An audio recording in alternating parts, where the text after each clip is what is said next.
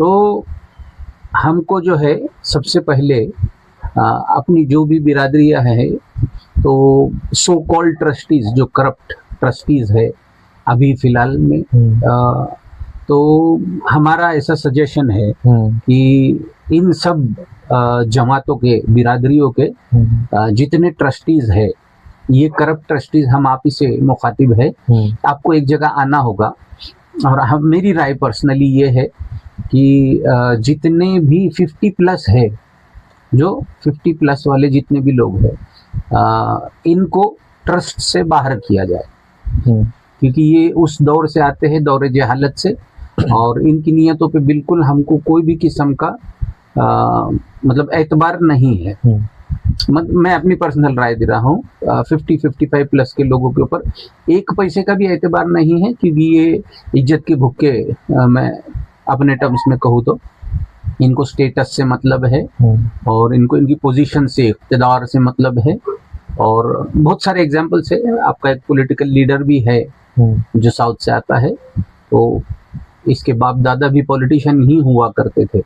खैर, किसी का नाम लेने की ज़रूरत नहीं अपने को। तो ये जो 50 प्लस है, इन लोगों को आउट ऑफ द गेम करना है, क्योंकि जब इनका दौर था तो ये कुछ कर सकते थे, तब इन्होंने अपने आप को कौमों में बांटा, बिरादरियों में बांटा। तो अभी जेनजीज का ज़माना है, और हम जो है अधेड़ उम्र वाले, हमारा काम है कि ये जो आने वाली जनरेशन है, इनको अल्लाह के कुरान और सुन्नत के मुताबिक, और खुलफा राशिदीन ने अल्लाह के कुरान पे और सुन्नत रसूलुल्लाह पे कैसे अमल किया, उसके मुताबिक जो है हमको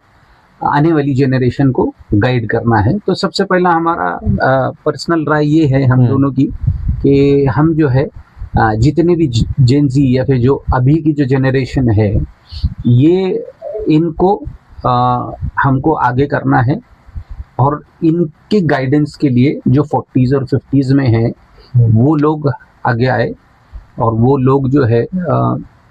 ये ट्रस्ट फॉर्म करे, या फिर कोई जमात फॉर्म करे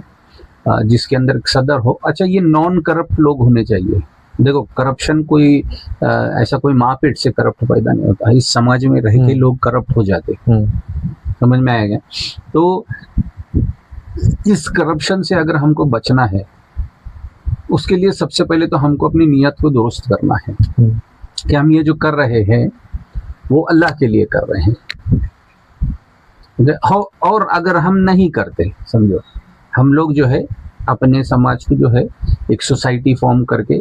गवर्न नहीं कर सकते, या नहीं कर रहे, या फिर हम जो है जो माल है मालदारों का, उसको एक जगह इकट्ठा करके हम जो है जो गोर गरीब गुरबा है और जो यतीम मिस्किन है, इन पर अगर खर्च नहीं कर रहे, और मस्जिदों की टाइल्स में, घरों की टाइल्स में, बाथरूम में सोना लगाने में, और जो है अपनी लाविश लाइफस्टाइल घर के पीओपी में, मस्जिदों के डेकोरेशन में अगर लगा रहे हैं, और पिकनिक करने के लिए जो लोग हज और उम्रों पे लाखों रुपए खर्चा कर रहे हैं, इंशाल्लाह